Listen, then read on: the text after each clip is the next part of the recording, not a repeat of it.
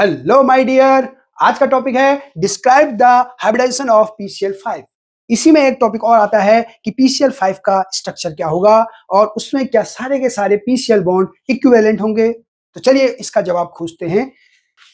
हम जानते हैं फास्फोरस का जो एटॉमिक नंबर होता है 15 होता है और जो इसका इलेक्ट्रॉनिक कॉन्फ़िगरेशन बनेगा 1s2 2s2 2p6 3s2 और लास्ट में आएगा 3p3। ओके, टोटल 15 इलेक्ट्रॉन हम पूरे भर दिए। देखिए 2 2 4 6 10 2 12 3 15। ओके, तो जो वैलेंस सेल है इसका थर्ड सेल है और इसका मतलब जो बॉन्ड फॉर्मेशन में टेक पार्ट करेगा वो तीसरा सेल टेक पार्ट करेगा। उसका s और p ऑर्बिटल ही बॉन्ड फॉर्मेशन में टेक पार्ट करेगा। Okay, phosphorus in ground state. Okay, तो लास्ट सेल चूंकि हमने कहा था टेक पार्ट करता है तो 3s2 और 3p3 कॉन्फ़िगरेशन। ओके, तो 3p ऑर्बिटल हमारे पास ये है और इसमें एक एक इलेक्ट्रॉन भरेंगे। ये हुड्स का रूल था कि जब तक सारे के सारे ऑर्बिटल सिंगली ऑक्यूपाइड ना हो जाएं तब तक पेयरिंग नहीं होती है। तो यहाँ 3p3 बना दिया हमने।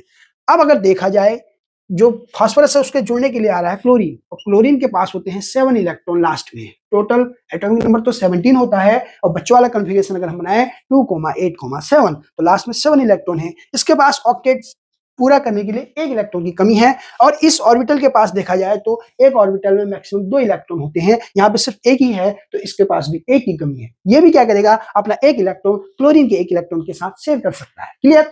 तो इस हिसाब से देखा जाए तो केवल 3 ही क्लोरीन यहाँ पे आके जुड़ सकती है और हमारे पास तो है 5 क्लोरीन। तो अब ऐसे कैसे होगा भाई? तो इसके लिए एक थ्योरी थी, कोलिजन थ्योरी।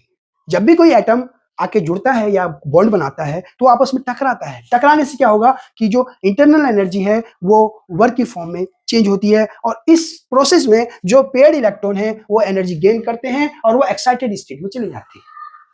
ठीक हो गया, एक्साइटेड स्टेट में जाएंगे तो उसके लिए ऑर्बिटल होने चाहिए ना। अब हम फास्फोरस में देखें तो लास्ट सेल तीसरी है और जब तीसरी सेल लास्ट होती है तो हम जानते हैं तीसरी सेल में S, P और D सब सेल भी होती है। तो 3 सब सेल्स होती हैं। यहाँ पे सिर्फ हमने S और P ही दिखाई है, D भी होगी लेकिन जो D होगी वो 0 होगी। काहे? क्योंकि उसके पास इलेक्ट्रॉन ही नहीं है कि D तक पहुंच पाए। देखिए अभी तो P ही नहीं भरा तो D तो बहुत दूर की बात है। ठीक,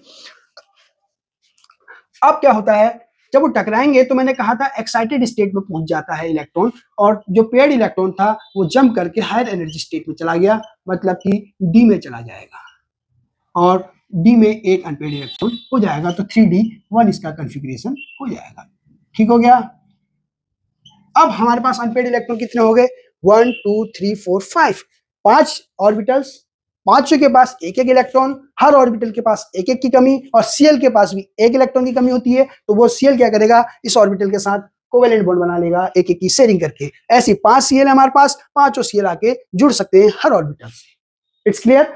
तो इसको हम इस तरीके से समझते हैं कि एक Cl यहाँ आया, अपना इलेक्ट्रॉन शेयर करा इस ऑर्बिटल के साथ दूसरे Cl ने, इसके साथ तीसरे Cl ने, इसके साथ चौथे Cl ने और इसके साथ पांचवें Cl ने। ओके, लेकिन इससे पहले क्या होता है कि जो ये ऑर्बिटल्स होते हैं S, P और D आपस में इंटरमिक्स हो जाएंगे और सेम एनर्जी के और शेप के 5 नए ऑर्बिटल बनाएंगे। इस प्रोसेस को हम हाइब्रिडाइजेशन कहते हैं। तो इसमें जो हाइब्रिडाइजेशन आएगा, एक S 3p और एक D टेक पार्ट कर रहा है, sp3d हाइब्रिडाइजेशन कहलाएगा।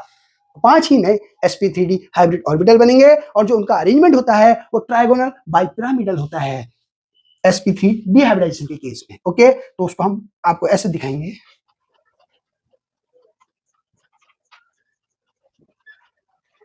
जिसमें 3 sp3d hybrid orbital trigonal plane में लाई करेंगे और बाकी जो 2 हैं वो परपेंडिकुलर टू द प्लेन, एक ऊपर और एक नीचे लाई करेगा। ओके, जो ये 3 एक प्लेन में है इसको हम कहते हैं इक्वेटोरियल प्लेन और जो ऊपर वाले जो sp3d हाइब्रिड ऑर्बिटल्स होते हैं ये एक्सियल हाइब्रिड ऑर्बिटल कहलाएंगे। ओके, ये एक्सिस में लाई करेंगे, बाकी 3 इक्वेटोरियल कहलाएंगे, इक्वेटर में लाई करेंगे। ओके, जो 3 sp3 hybrid orbital equatorial plane में लाई करेंगे उनमें जो बॉन्ड एंगल होता है 120 डिग्री होता है और जो परपेंडिकुलर टू द प्लेन लाई करते हैं उनमें जो बॉन्ड एंगल होता है वो 90 डिग्री होता है टू द प्लेन। ओके, ठीक हो गया।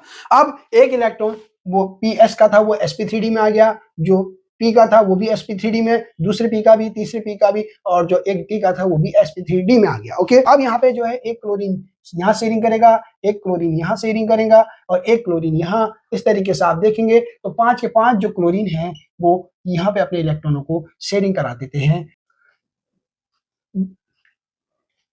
तो 5 के 5 Cl जो है इन sp3d हाइब्रिड ऑर्बिटल जिनके पास एक एक इलेक्ट्रॉन थे उनसे ओवरलैप कर जाते हैं और कोवेलेंट बॉन्ड बनाते हैं। ओके, अब इस बॉन्ड को हम कुछ इस तरीके से रिप्रेजेंट करते हैं। आप देख रहे हैं कि यहाँ पे 3 पीसीएल बॉन्ड तो एक डायगोनल प्लेन में है जिनमें बॉन्ड एंगल 120 डिग्री का 120 डिग्री का बॉन्ड एंगल होता है इनके बीच में। इन्हें हम इक्वेटोरियल पीसीएल बॉन्ड्स कहते हैं। तो 3 PCL bonds are equatorial PCL bonds. Okay, तो 3 पीसीएल बॉन्ड जो हमारे हैं वो तो हो गए इक्वेटोरियल वाले, मतलब इक्वेटर में होते हैं ना, इसलिए इन्हें इक्वेटोरियल बॉन्ड्स कहते हैं। और जो 2 पीसीएल बॉन्ड है हमारे जो परपेंडिकुलर टू दिस प्लेन लाई कर रहे हैं, एक ऊपर लाई कर रहा है एक नीचे लाई कर रहा है, इन्हें हम एक्सियल पीसीएल बॉन्ड कहते हैं। Axial PCL bond. ओके, तो ये एक्सियल पीसीएल बॉन्ड हुए। और जो इक्वेटोरियल पीसीएल बॉन्ड होते हैं और वो क्या करते हैं, ये इनके पास 3 सिग्मा बॉन्ड पेयर हैं। ये 3 सिग्मा बॉन्ड पेयर इस पीसीएल बॉन्ड का जो बॉन्ड पेयर है इलेक्ट्रॉन उनको ज्यादा रिपेल करते हैं क्योंकि इलेक्ट्रॉन और इलेक्ट्रॉनों के बीच में रिपल्सन लगता है। तो ये जो 3 पीसीएल बॉन्ड के इलेक्ट्रॉन पेयर हैं वो इस पीसीएल बॉन्ड के इलेक्ट्रॉन पेयर को रिपेल करते हैं ज्यादा, तो जिसके कारण ये वाला जो एक्सियल पीसीएल बॉन्ड होता है ये थोड़ा सा लंबा हो जाता है, इसकी थोड़ी सी लेंथ बढ़ जाती है। इसीलिए जो एक्सियल पीसीएल बॉन्ड होते हैं वो longer than axial PCl bond, longer than equatorial PCl bond। Okay, तो ये याद रखना। ये भी पूछा जा सकता है कि क्या सारे के सारे PCl bonds are equivalent? Does all the PCl bonds are equivalent? तो आंसर होगा no. 2 PCl bonds which lie perpendicular to the equatorial plane are longer than equatorial PCl bonds. It's clear?